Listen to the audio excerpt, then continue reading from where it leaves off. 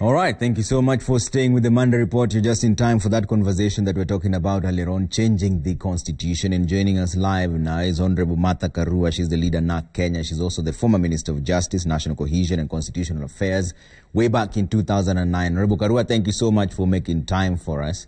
So let's just get straight into it. So the president said today that the constitution should be rectified. You were part of that team that took part in crafting that constitution way back in 2009. In hindsight, about 10 years later, does the constitution require any amendment? I do not think so. I'm yet to be convinced that the Constitution of Kenya 2010 needs any rectification. That is not to say that it is wrong for anybody to propose amendments to the Constitution, but the duty of convincing Kenyans on the need for such a review is on the person or persons who propose. When the BBI was on, I did not get any convincing reason, and the discussion that went on at the BBI was mainly a conversation by supporters of the President and of the Right Honorable Prime Minister, and contrary views were clearly not welcome. So if now the BBI team proposes constitutional changes, which I do not think are merited, then the onus is on them to convince Kenyans why we should consider such a proposal. But Honorable Just Karua, look at the time. Yeah. Is it a fair assessment to say that contrary views were not welcome, and yet we know the BBI team traversed the country and spoke about several issues with people giving their positions to them? Did you give your position to the BBI? Round one, as NARC Kenya did, and we told them that they were not constituted as in an inclusive manner the way our constitution envisages. And the only reason we went to present before them is that even though we saw it as a conversation between supporters of the President and those of the Prime Minister, nothing wrong with two Kenyans speaking to one another, nothing wrong hearing what they are proposing, but we considered it our duty to tell them that for it to be a genuine conversation involving all Kenyans, they needed to open up beyond their to civil society, to all shades of opinion, and that for it to be a national exercise funded by taxpayers, they needed to have it comply with the Constitution. It did not even comply with the gender principle and with the inclusivity that is envisaged by Article 10. When round two of BBI came, we did not go to present because we did not see the need of a committee bringing in recommendations and then Kenyans being asked to go again a second time. And by the way, their recommendations did not convince me, and I know many others, on the need to reform the Constitution. Okay. There's one they said which I welcomed, that we needed a conversation as Kenyans, how to move our country forward. So I believe that is still needed. So with the current constitution, we've seen a lot of turmoil. 2007, 2013, 2013, there were allegations of just stolen votes left, right, and center. The president says that one of the principles of that the BBI is trying to address is the winner takes it all aspect. Is there a way constitutionally that we can then address inclusivity that is different from what the BBI is talking about? I think the problem that we have had as Kenyans is faith in the in the elections, if I were to say so, and faith in the people who manage elections. We need a national conversation on that because, yes, the Electoral Commission has not inspired confidence in Kenyans over a long period of time. But also, Kenyans themselves, as political players, as political parties, have violated the electoral code. Our courts have done what they could at some times, and at other times they've also been let down.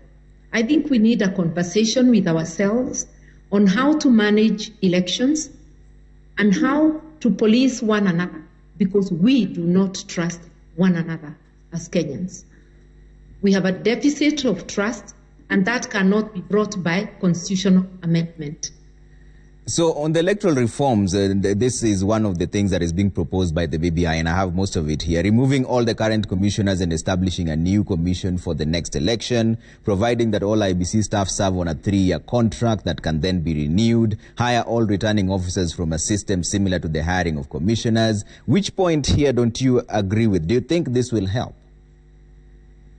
Removing the commissioners doesn't help.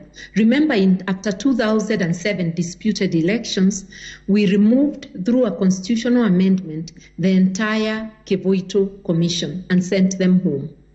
Then we got an interim independent electoral commission headed by Hassan, which conducted a beautiful referendum in 2010, where we all felt we had confidence with the results. The same commission conducted the 2013 elections, which was again disputed.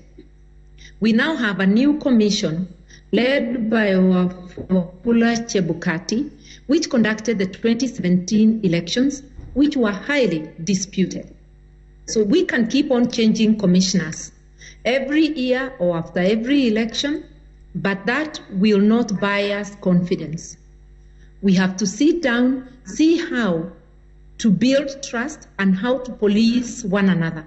Because even if you bring new commissioners, they'll still be contaminated by the political players, the candidates, their supporters. They will recruit them to violate the code of conduct. And we do the same with the courts. I am not saying all courts are beyond redemption, but we know of very many bungled cases. And in this particular, in the 2017 elections, after the Supreme Court nullified the presidents and clearly showed they were not accountable, and they are held simultaneously and identically with the rest of the elections, the courts did an about turn and literally threw out each and every petition.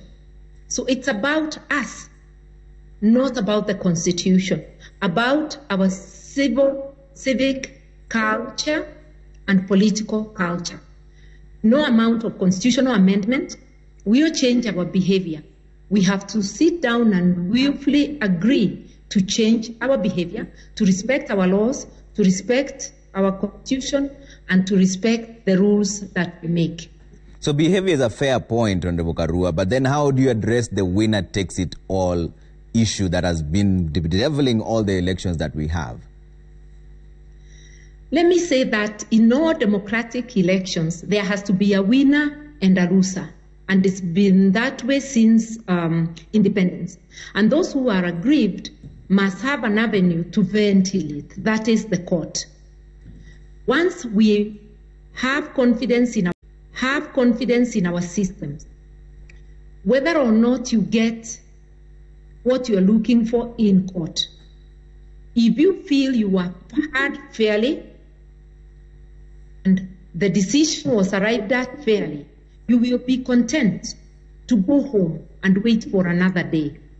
I do not know of any democratic system where people share the positions. And if it was true that we needed to have people at the national level share positions, then we should do the same for all the 6 seats, so that the runner-up for the MCA, we should be amending the rules to give them a consolation prize. Every runner-up, the one for the MP, for the women rep, for the senator, not just for the presidency. Let us then abolish elections and agree on how to have rotational leadership.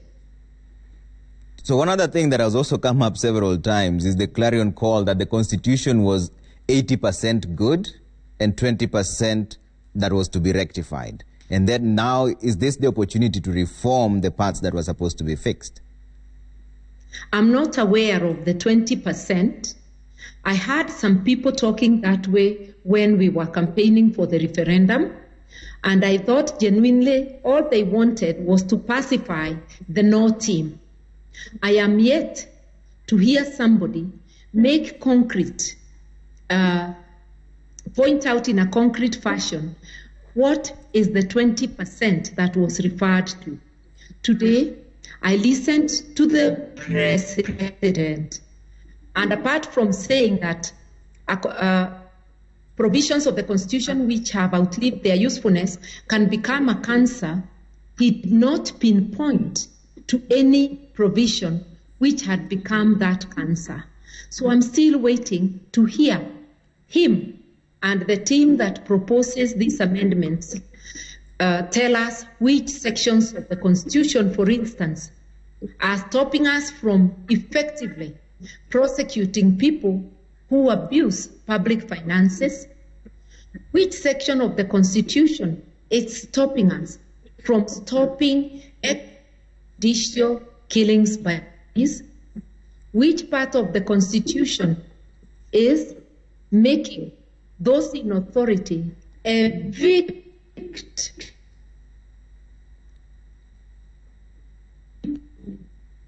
All right, we seem to be having a slight technical glitch there. Masses without providing alternative accommodation? Can you hear me now? Yes, you're back. I'm just saying it's not the Constitution, it's a refusal to obey the rules, which means even if we amend and we continue with our current behavior, we will never get it right. Okay. So let's have a conversation on what we need to do. All right. Let's take a quick break here on the Monday Report. We are back with Honorable Martha Karua in just a bit. But Polycarp here is saying that Kenya doesn't need a new constitution. Kenyans need a change of the constitutional custodians. And also Kanyinge Alex says, watching in Ololunga, Narok, reviews in the constitution should be done, I agree, but creating more positions without reducing some is just but playing mind games with Kenyans. How much leadership do we need? All right, let's see another one here really quick, and we'll also be running some of them underneath your screen. David Kanda says the president's pressure on changing the constitution just before the end of his second term is suspect. We have some more pressing and urgent issues to deal with as a country. We're back with that conversation in just a bit.